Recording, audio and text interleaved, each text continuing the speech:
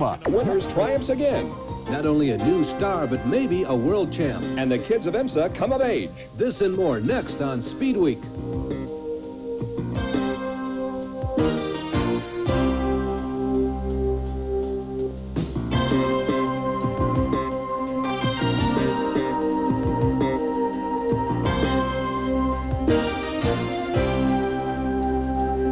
Speedweek is brought to you by B.F. Goodrich TA Radials, built for you to take on the road, and by Dodge, a performance revolution, an American revolution.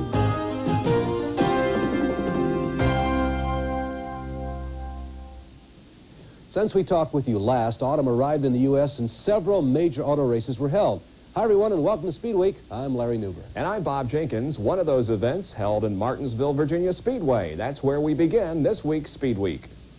That Winston Cup race was a microcosm of the season so far. Mark Allen has details. After stubbing their toes last week in Dover, the top three Winston Cup challengers copped 3 of the top 4 starting spots. But in many ways, their gremlins came along to Martinsville. 51 laps in, number 2 points contender Tim Richmond flirted with the wall after a flat tire and never challenged again, finishing 10th. Points leader and defending race champ Dale Earnhardt's problems began with his pirouette. He then made several stops behind the wall to seal a leaking rear end. Earnhardt finished 12th. The third man in the points chase, Darrell Waltrip, needed some minor surgery to unblock his oil cooler. This and a flat tire pushed him 1 lap off the pace to end up 4th. An unusual Martinsville race in the sense that only 4 cars retired, though 12 cautions were waived, most for souvenirs left by the warriors of this 500-lap combat. The casualty of the day was during the battle for 5th. Kyle Petty had it, Ricky Rudd wanted it, and was sidelined the hard way just past mid-race. The class of the field, much of the final 200 laps, was pole sitter Jeff Bodine, who steadily pulled away from rival Rusty Wallace. But when Richmond parked on a curb with 24 laps to go, the winner was determined by the fastest pit stop between Bodine, Wallace, and third place Harry Gant. As Wallace screamed past the helpless number 5 Chevy, Bodine's crew knew their fate was sealed. Though just 2 car lengths apart in the final sprint, Wallace hugged the low groove, leaving Bodine no place to run but second. Gant never more than a frustrated spectator behind the lead duel. For Wallace and Company, career win number 2, both coming this year on 2 of the circuit's most demanding short tracks. This is Mark Allen reporting. The next Winston Cup race live here on ESPN this Sunday at 1 p.m. Eastern Daylight Time from just down the road in North Wilkesboro, North Carolina. Cale Yarborough has announced he'll campaign Oldsmobiles on the Winston Cup Trail next year. Now, he changed from Chevy to Ford in 1984 and has only won twice with a Ford. Also at Martinsville the day before Winston Cup, NASCAR's Grand National division. It was destined to be a Tommy Houston race. He and Brett Bodine started up front. Davey Allison's crash early in the race sidelined him and was one of several yellows. Larry Pearson also looped in the 4th turn but stayed on the lead lap and fought his way back up to race with the leaders. Charlie Luck, who we hear is retiring after this season, caused a caution. And so did Morgan Shepherd while racing with L.D. Ottinger, Pearson, and Bodine. Pearson beat L.D. to the flag for 2nd place. Bodine and Jarrett rounded out the first 5. It was Houston's 4th win this season in his Buick V6, but first here at Martinsville. Jack Ingram's indefinite suspension from that division has been changed to a 15-day suspension ending September 29th. But the $5,000 fine stands. In addition, Ingram will be on probation for the rest of this season. All of this is a result of an incident that occurred at New Asheville, North Carolina Speedway on the 14th of September. Other stock car racing was near Indianapolis. Both divisions of ASA, Dick Trickle won the Saturday night Grand Mark race, then ASA's regular division Sunday afternoon. Fastest qualifier Butch Miller chose outside front row position and left the inside spot to Dick Trickle, ASA points leader. First yellow, Rich Vogler, his first time in a stock car, 9th fastest qualifier, and despite this spin, a 10th place finish. Miller led the first 34 circuits, although challenged occasionally by Mike Eddy. Butch is forced to the infield and attempt to miss Richie Winstead's accident in turn 3. But it takes only a pit stop for a tire change, and Miller is ready to resume the charge. Trickle and Mark Martin are left in Miller's wake to decide the 2nd spot. They'll finish in that order. Surprisingly, points leader Trickle hasn't won so far this season. Eddy's solid run has ended with 24 laps to go with an oil leak. Butch led a little more than half of the 200 miles. This is his 5th win of 1986. Next up, in Formula One, it's not over yet, but the end may have begun. In kart, it's over before it begins, but it's rescheduled.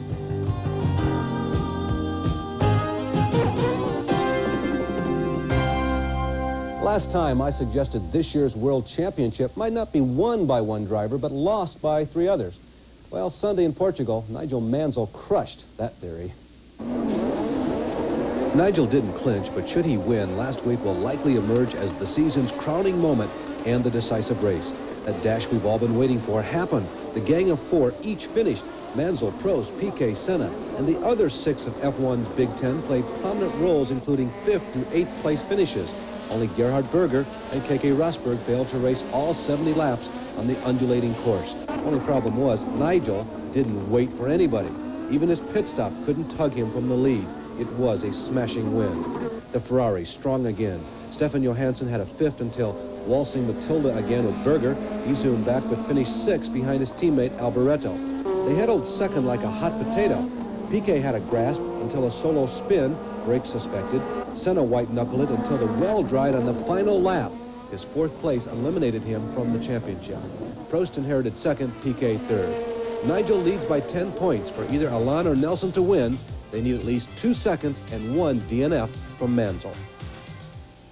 Renault will not supply engines to Formula One teams next year. Now, that announcement came after Renault failed to reach agreement with the McLaren team, which will stay with Tag Porsche engines. Gerhard Berger still has the inside track to the 2nd Ferrari next year, and if he replaces Stefan Johansson, Johansson may go to McLaren. Bobby Rahal won the pole for last weekend's Race for Life 200 IndyCar event at Road America and therefore has the points lead by a single marker. But the race itself was never run. Paul Page has the story. As the engines were started, the day had the marks of a great battle. Bobby Rahal, the new points leader, sat on the pole. 3rd in points, Danny Sullivan alongside, and Al Unser Jr., 2nd in the points fight, was ready to fly up through the pack. As the field roared toward a start, rain began to fall. Rahal jumped into the lead and was the only driver that could see the road ahead of him. Little Al spun off on the first lap and crashed. The red flag then came out. The IndyCar fans waited in the rain to hear the race rescheduled for Saturday, the 4th of October. The reschedule will give the Shearson team time to repair this wreck and get Al Unser Jr. back into the points fight. This is Paul Page reporting from Elkhart Lake, Wisconsin. Drivers Bobby Rahal, Al Unser Jr., and Jeff Brabham will be busy the weekend of October 4th. In addition to the rescheduled Elkhart Lake IndyCar race on Saturday, all 3 are scheduled to compete in the Columbus, Ohio IMSA race on Sunday. We'll have same-day delayed coverage of this weekend's IndyCar race from Michigan International Speedway at 4 o'clock Eastern Time. Al Unser Jr. was released from the hospital Monday with no broken bones. He's been cleared to drive this weekend. Steve Chassie will sub for the injured Randy Lanier. Ed Pym and Dennis Firestone will return to action, having recuperated from their injuries. Just where is Road America anyway? Well, it's real down-home America, just around the bend from Thielman's Market and down the road from Schwartz's. And nothing prettier than this land in the fall, and nothing prettier than second starter Mike Groff's first lap and then first road course win. Barbaza escapes just leading points. Ireland's Tommy Byrne shows 3rd here. That's where he'll finish. There's Jeff Andretti's 2nd place finisher. Sammy Swindell, one of his better days, and Super V grad Gary Rubio graduating. Nick Finaro Jr., another shot here, pointing the way for Andretti. Ross Cheever, his best day in the Agapu Bird, 4th, but just not points leader Fabrizio Barbaza's day. Whoops, almost. He secures only 7th. That's Billy Vogt trailing. Well, it feels really good. We were eluded at the last road course race. We led for a while, and we had some mechanical problems. And I just hung in there, and, you know, I was just glad to, you know, I wanted to finish the thing. That was my main concern. And to finish on top, I mean, that just made it that much better. Points, once a Fabrizio breeze, now a tempest. Jeff trails by only 3, Mike by 6, and Steve Millen, who didn't have a ride here, a remotely possible 4th. Also at Elkhart Lake before the rain, Super B's. Thomas Knapp beat Didier Tays, who started near the back of the pack after crashing the day before. The points leader going into this event was Scott Atchison. He wound up 10th. Tays is now the points leader by a single marker over Steve Bren. The first 4 in points are separated by only 6 points. And Barry Sitnick won the Pro Sports 2000 support race. It was shortened by 1 lap because of communication problems caused by the rain. coming up, it's a red letter day for BMW and IMSA's GTP. And it's also GT over and under and around the Glen. A first win for a GTP team and its drivers at Watkins Glen, New York Sunday. Jim Roller has details. Young American drivers John Andretti and Davy Jones survived a late race pit stop Sunday to win the Kodak Copiers 500 for International Motorsports Association sports cars in Watkins Glen, New York. Driving a factory-backed BMW, Jones from nearby McGraw, New York, and Andretti, the nephew of Mario Andretti, led 85 of the race's 92 laps around the 3.37-mile Glen circuit. Then 7 laps from the end, a pit stop for fuel dropped them to third behind Porsches, driven by Texan Price Cobb, number 16, and World Endurance Champion Derek Bell, number 1. With a stunning charge that earned him the Norelco Drivers' Cup for outstanding performance, Jones repassed both Porsches just 4 laps later. Victory was assured when Cobb and Bell made pit stops in the final laps for fuel. Bell took advantage of the exchange to claim second place over Cobb. Andretti and Jones set a record pace, over 111 miles per hour, to claim their 24-second victory. The tandem's first win was worth over $60,000 thanks to a special bonus from Camel, the series sponsor. But Andretti said there was more to this one than just big money. Well, the money's nice, but the win's nicer. Victory in the Camel Light class for smaller prototypes went to Californian Bob Earl and Pittsburgh's Chip Ganassi in a Pontiac. Fourth place in class was enough to clinch the series title for Atlanta's Jim Downing.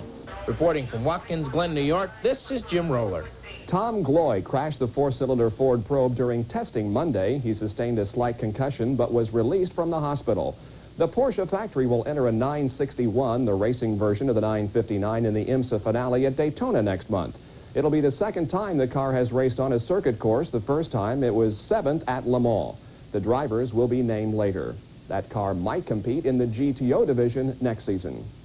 Next, the voice of Dennis Ossie, winner before Saturday of only one GTO race this year, but the most recent. Well, at this racetrack, it's a little hard to get a real good fast start because you're coming out onto that chute. You kind of got to keep the group together behind you. We don't want to screw that thing up too bad. And, oh, Willie got the jump on me there. Ossie went on to win his second in a row in Dan Gurney's Toyota, and Willie T. Ribbs motored on to second. Real squabble in GT overs, manufacturer Chevy, led by Willie and Jack Baldwin, leads points but just one over Ford and standard bearer Scott Pruitt and Bruce Jenner. Seems like every time you look up, Roger Mandeville and his Mazda are winning in GTU. Well, here's skyward. Here's number 6, although teenager and UCLA student Tom Kendall is going to clinch points. Ribbs, runner-up in SCCA's Trans Am points last year, may return to that series for the last 2 races this year, driving that Brooks Freibarger Camaro. The highly competitive Skip Barber Pro Saab Series also at the Glen. Californian Ken Murillo took the lead from pole and averaged a little more than 100 miles an hour in winning the 18-lap race. The series points lead now goes to second-place finisher Willie Lewis, who won St. Louis in August. Robbie Unser came from 5th starting position to take 3rd. He was also a winner earlier this year at Brainerd. In 8 races, there have been 7 winners. Only Eric Keltz has won 2. This was only Murillo's 5th event of the season. 4 more races to go. The year ends in St. Petersburg, November 16th. When we return, Glidden is up to the test of the turbo's awesome power. And Chandler passes the examination of 2 champs. IHRA ended its drag racing season last weekend in Bristol, Tennessee. The Alcohol Funny Car title has already been decided. Bunny Burkett is champ, but she loses this weekend in the quarterfinals to Dave Sebring in the Green Wizard. He makes it to the finals against Pat Austin. Pat's first race with IHRA this year is a successful one. The 21-year-old takes the win, stopping off here on his way back to Washington from the East Coast. Buddy Ingersoll has been trying to get his Buick V6 to run all year, but has had problems. But today he's up against Bob Glidden in the finals. Bob wins, but the twin-turbocharged V6 may be something for the others to think about next year.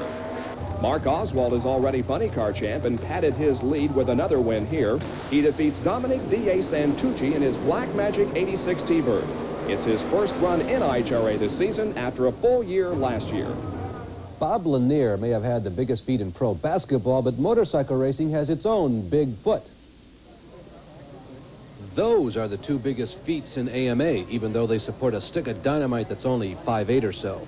Bubba Schobert, already champ again, and the feat he's shooting for is Joe Leonard's all-time wins on a mile. But here on the tacky Ascot half, this type of footwear is the rule. Really on his toes in qualifying was Chris Carr. He was fastest. Of course, we are here in Hollywood, right, Ricky? Well, Mr. Hollywood was the parade's first Graham Marshall, jetting from the near inside to the lead. But watch for the soul of this meet, Doug Chandler in blue, number 10. Once he got a leg up on Ricky Graham, he had waited patiently. He was a shoe-in for the win. He's finishing the season strongly. The last two national champs, Graham and Schobert, were second and third.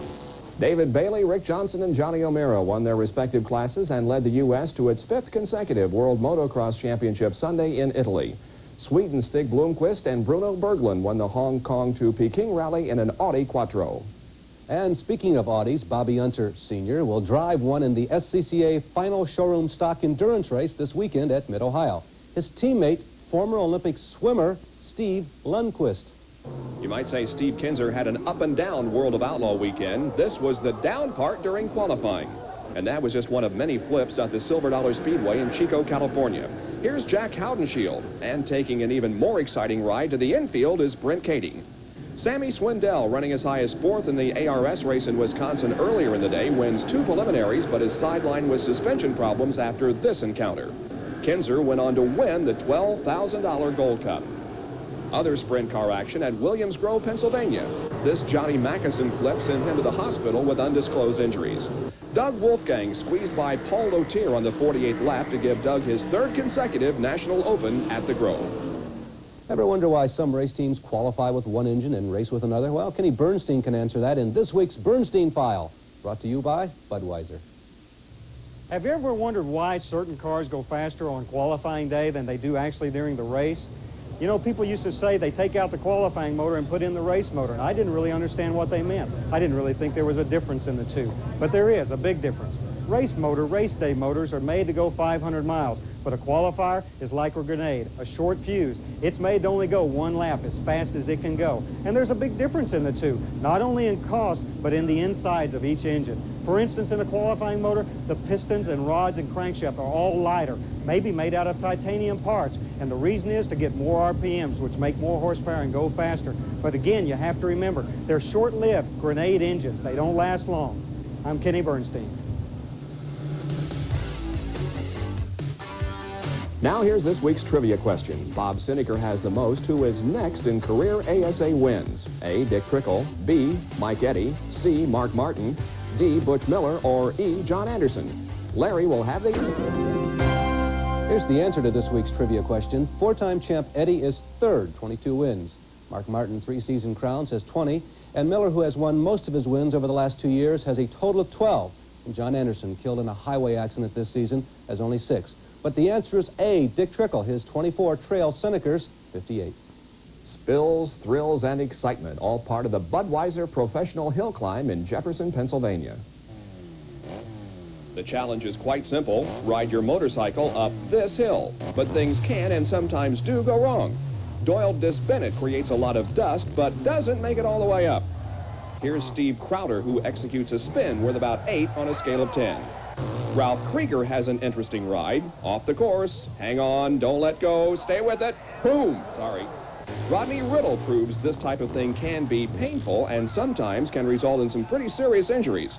Greg Williams can attest to that. He won, by the way, the 500cc division. I guess it was 7 weeks ago now. I had fractured my pelvis, I fractured my scapula, broke 5 ribs, and I punctured my lungs. So getting back here and pulling off a win at a hill like this, it's a very difficult hill for me personally.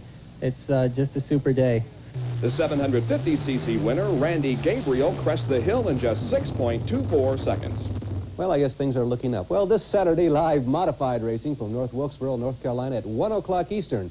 Then Sunday, the Winston Cup race from the same location at 1 p.m. I'm Larry Newber. And I'm Bob Jenkins. At 4 o'clock Sunday, same-day delayed coverage of the IndyCar race from Michigan International Speedway. All this and more next week on Speedweek.